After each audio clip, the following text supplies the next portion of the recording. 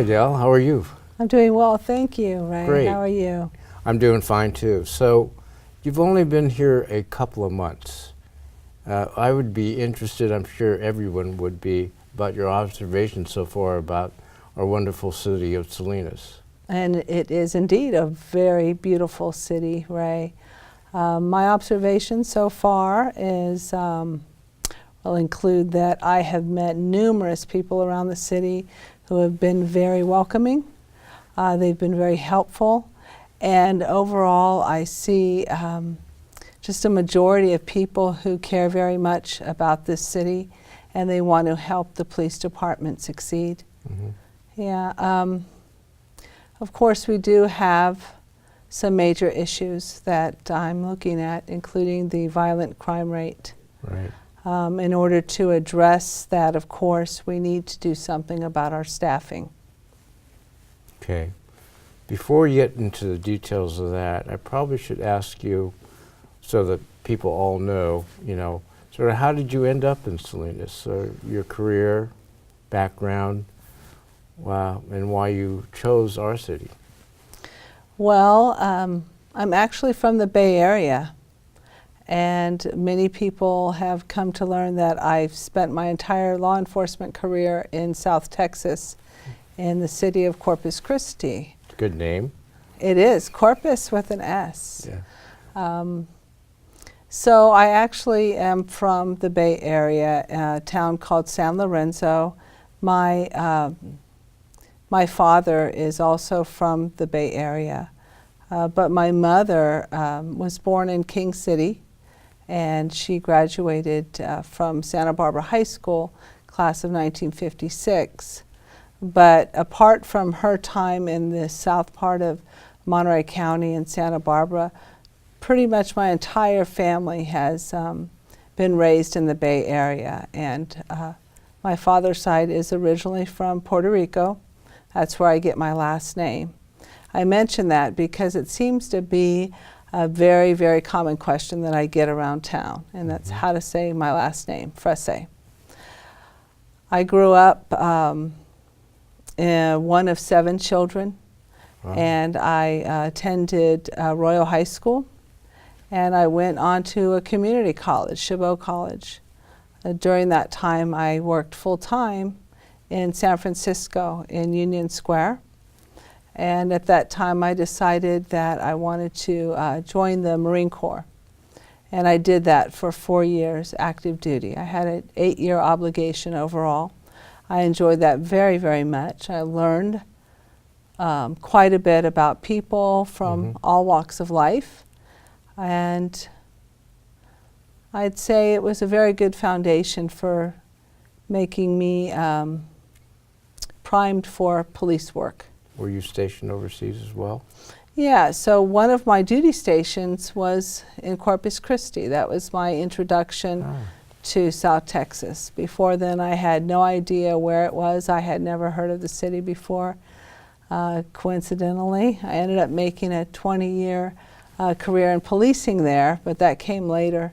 After I left Corpus Christi, I was sent overseas with the 3rd Marine Division and got to spend some time living in Japan and Korea before returning back to Oakland. Very good. Wow. And then you came back from there to Corpus Christi. Yeah, well, after I came back, I took advantage of my Veterans Educational Assistance Program. Yeah. And I finished up my college degree at California State University in Hayward, California. So I received my degree in criminal justice and sociology. And then I applied to the Oakland Police Department, where I really wanted to become a police officer. So I thought at the time. So I went through the entire process there. It was a challenging process, but I did it. And like I said, I give credit to the Marine Corps and my own upbringing for being able to make it through a process as rigorous as the Oakland Police Department at the time. However, I received a letter in the mail. The first paragraph explained to me that I passed everything, and it was a congratulatory letter. But the second paragraph said that due to budgetary constraints, they were suspending recruitment. So it's interesting looking back, on one's life, and that one decision right there, that letter I received, changed the trajectory of my life significantly. So I went to Corpus Christi, applied there, and got on the department immediately. And from there, it was almost 20 years, right? It was 20 years with Corpus Christi. At the time, Corpus Christi was kind of a traditional police department. They had not quite yet embraced community policing. So I sort of was raised in a police department that was more of a traditional model. And that was a large, that is a large city. Yes, Corpus Christi has over 300,000 Right. people, predominantly a Hispanic community, and the police department has around 450 to 500 police officers now. And then from there, you ended up as the Greenfield chief? Right. Well, it came time to come back to California. Okay. So, time passes quickly, especially when you enjoy what you do. Mm-hmm. And one day you wake up and you realize that people in your family who were once babies are now grown and getting married. So I really wanted to come back. I lost my mother, and I'd lost a lot of sharing of family events and things that are important to me and my family over the years. So I looked for a small police department who might be searching for a police chief. I knew that it would not be okay for my husband to live in the Bay Area. He was adamant that we have something manageable, and I agreed that we can compromise. We can still live in California without being in the middle of a metropolis. Mm-hmm. So Greenfield popped up. And I saw that it was an agricultural community, which is a little bit different for me at the time. And I saw that there were very many progressive concepts that the city manager at the time was entertaining and wanted to put forth as goals. And that intrigued me. Mm-hmm. So I applied and was hired and enjoyed very, very much serving the community of Greenfield. And then the process started for the selection and recruitment of a new police chief in Salinas. Right, and all the while in Greenfield, I kept my eye on Salinas. I did my living in Salinas, as I still do. So I've been a part of the community of Salinas for the past 3 years, although I've only been here less than 3 months. So during that time, I did keep abreast of the things that were going on around the city and the news that I'd learn about in the police department, either through law enforcement contacts or more specifically former police chief Kelly McMillan, who became a friend of mine. Now, you've talked about or mentioned a couple of challenges so far. One is the violence in our city, and the other is the staffing that's needed to address many of the issues that are prevalent in your department. Yes.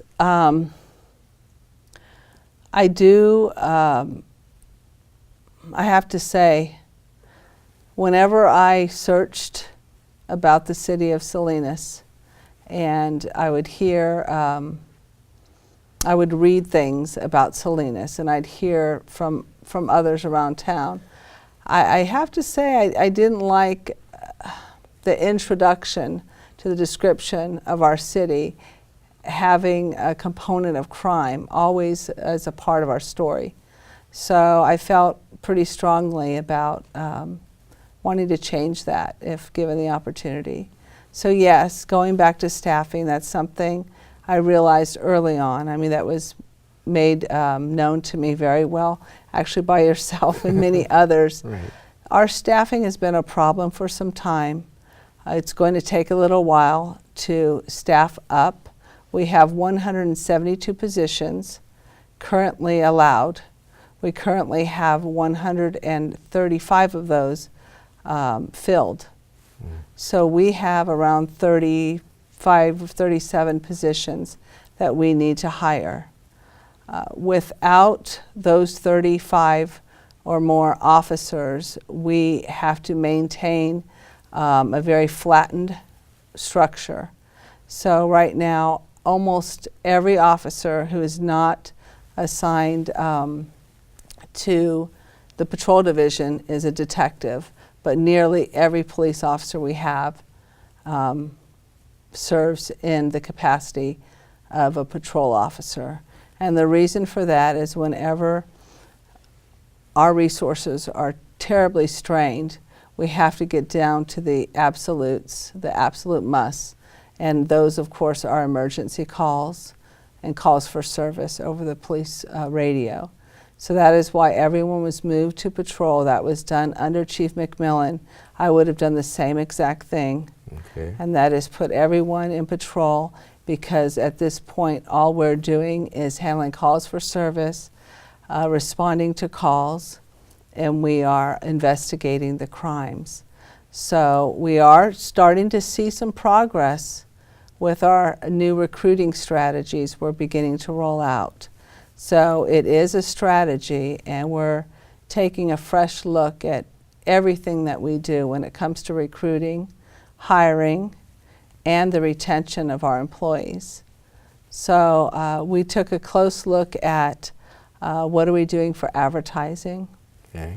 Good. We're also trying to re-image and push the information out that we don't expect one type of person to come through our doors applying for police officer. We're encouraging people from so many different walks to consider becoming a police officer.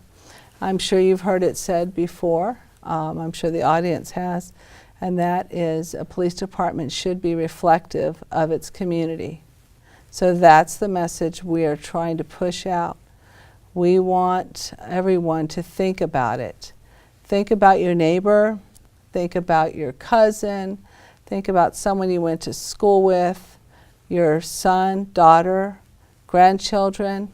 If they're of good character and they want a rewarding career, we want you to think about talking with them about becoming a police officer for the city of Salinas. So what you're saying is maybe the best profile for a candidate for a police officer's job in our city is someone who actually lives here, who may have grown up here, in fact, and has a vested interest in the community they live in. Yes, I would say that someone who cares about service, Right. who cares about this community and the future of this community, would certainly be, if you want to say a profile, I would definitely add those to the descriptors of such a thing. But we are not exclusively focusing on hiring people only in this city, because sheer numbers tell us that if we need to hire over 30 or 30 to 40 people, that we need to have around 2,500 applications. A city this size is unlikely to produce that volume of applications. So basically, for every 100 applicants, we're able to hire one person. What that means is that the people the other 99 people apply often do not meet the basic requirements to become a police officer. And those requirements, first and foremost, are governed by the state of California police officers' standards and training. So that entity governs who we hire, how we hire, what qualifications are required of this position. So what types of new recruitment tools or processes are you using to make sure that there are enough candidates that apply? We're in the process of creating a billboard so that we can get mass advertisement is maximize the ability for our locals to see that we are actively recruiting. We also have taken a police car and we have placed graphics, very loud graphics on the police car. And we have the siren running, or not, I'm sorry, not the siren, the overhead lights running. Siren would be quite annoying. And when our community members drive by and they see a police car with the lights and it's stationary, it'll be parked off the side of the road. When they look at it, they'll see very loud and clear that we are hiring, and there's a web address and a telephone number associated with that. We have also taken the step of hiring an actual police recruiter, or actually selecting a police recruiter. So we made it a competitive process within our ranks, and we had officers apply for the position of recruiter. We have selected someone. His name is Officer Kessler, Todd Kessler, and he starts on the 27th of February. Importantly is the location of Officer Kessler, our new recruiter. He'll be located in City Hall, so when you walk up the steps and go through those double doors, rather than turning right to go to your office, Ray, Right? we'll turn left, and beyond those doors, Officer Kessler will be there to meet with people who want to turn in applications or who just want to ask questions about what it takes to become a police officer. Perhaps they just want to ask questions about something administrative in the process. Believe it or not, we lose a lot of candidates because the process can be so cumbersome and so frustrating for many that they just give up. We don't want to lose anyone with an interest in policing our city through something so small like that. So we're trying to pull out all the stops. We're asking people, look at us, talk to us, and we're trying to make ourselves as available as possible. We also started a recruiting hotline, and that number is 235-1408. 235-1408. You will hear me repeat that number just Okay. about everywhere I go. I really want to get the number out to our community and beyond. It's a local area code. That is called our recruiting hotline. And we want people to call that because they might feel a little bit more comfortable just calling and talking to someone over the telephone. That's not something we had easily available before. And although this is a little bit off of your particular question, I'd like to take this opportunity to share with you that one of the reasons it's very hard to recruit nowadays is because many people think that we're not supported by the public. Last year alone, in 2016, we had across the country 21 attacks on police officers. Wow, astounding. However, we have almost 800,000 police officers in this country. And because there were a couple of high-profile incidences, there were demonstrations. It was a very, very hard time for police across the country. As you know, there were very highly publicized incidents in Baton Rouge, in Dallas, Texas. These would tend to steer people away from policing, but we're finding that courageous young men and women are coming into our police station every day talking to us about their interest in policing.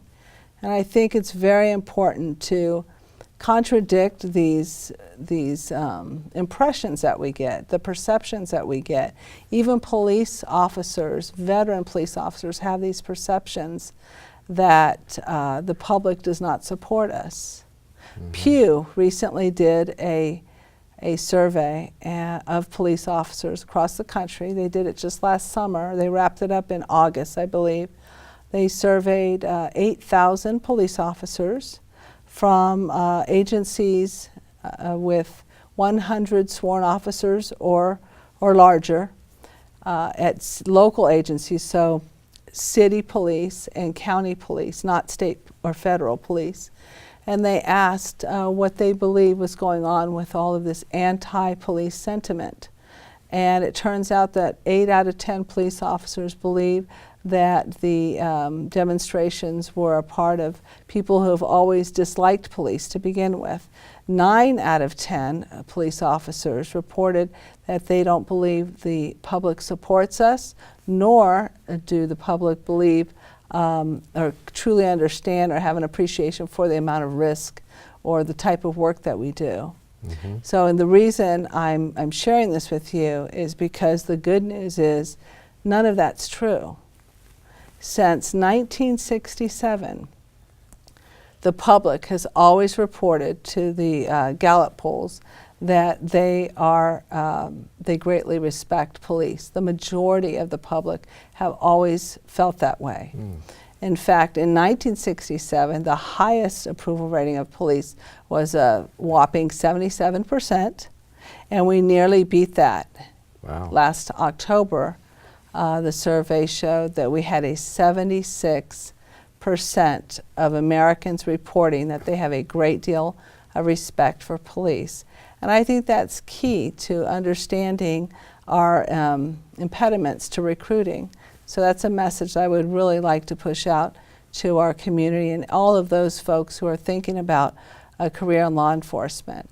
This community supports police officers. This country supports police officers. Mm-hmm. It's only because the nature of advertising and media that we get a different impression. Right. Well, you certainly have a challenge there. So moving towards the community, transitioning to some of the challenges, one of the, I think, assets you have is your expertise in community policing. You brought that to and helped implement that in Corpus Christi. That was clearly the way you did business in Greenfield. So tell us a little bit more about your approach here in the city of Salinas. Yeah, well, it's not something that can be done overnight. It does take a lot of patience and perseverance and a lot of communication. So what I see is we've had some great concepts, some great ideas being started here in Salinas with the police department. Things like Coffee with a Cop. Mm-hmm. Other programs like we've had working closely with the community in certain neighborhoods. But what I believe is a true exercise in community policing is when the entire city is touched by it, when every single person who knows what's going on knows what community policing is. So my work isn't only internally, it's also to make sure that our community understands what it is to be a part of a problem-solving formula. And that means the community member himself, herself, and our police together work through issues.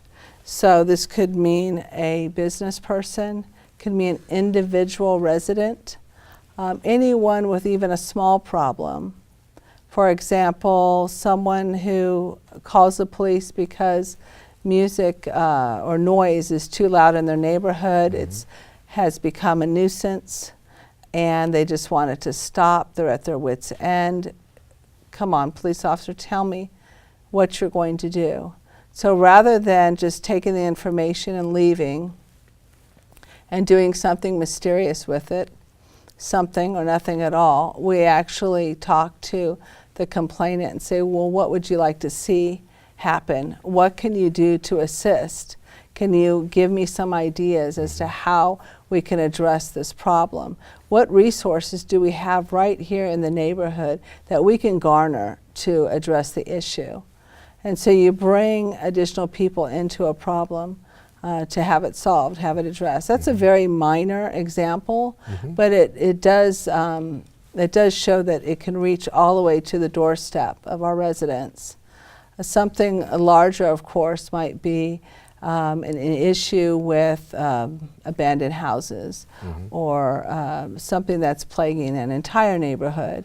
And then we can have community forums, we can have small community meetings, and what happens is the officers themselves go there, they meet the community members, and they say, okay, let's talk about how we can address this. It's such a long list of things that are very positive. Knowing your officer's name, hopefully the officer's knowing your name. If you want to be a part of the solution, I want to know your name.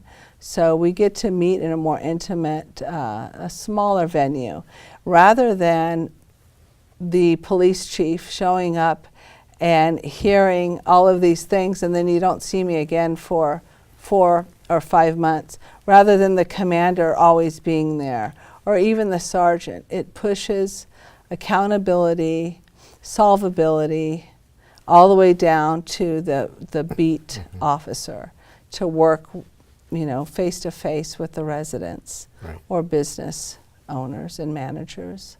So it's sort of the officer and the community, or the community persons or neighborhood and the officers co-producing in partnership a solution. Precisely. To what is affecting that particular area.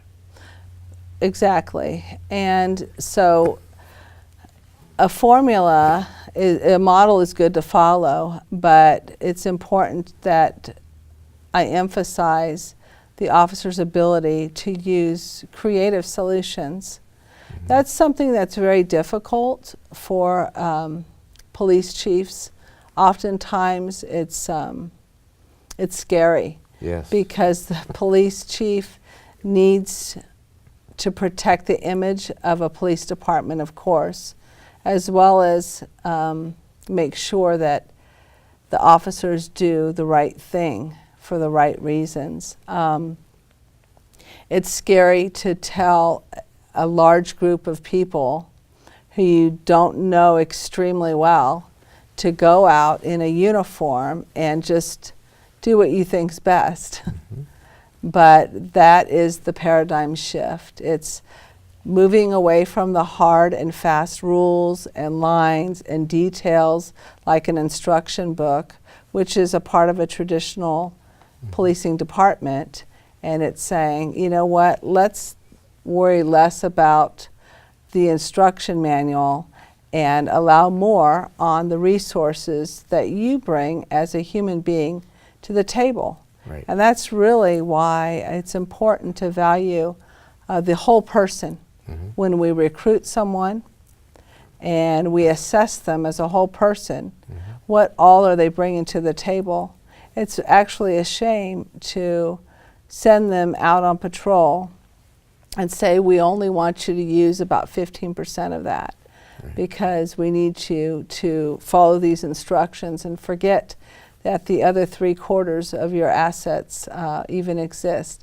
And say, we want you to use everything you learned in life, you know, including maybe something you learned at your previous employment, and put it into a solution to a problem working with our community members. Good.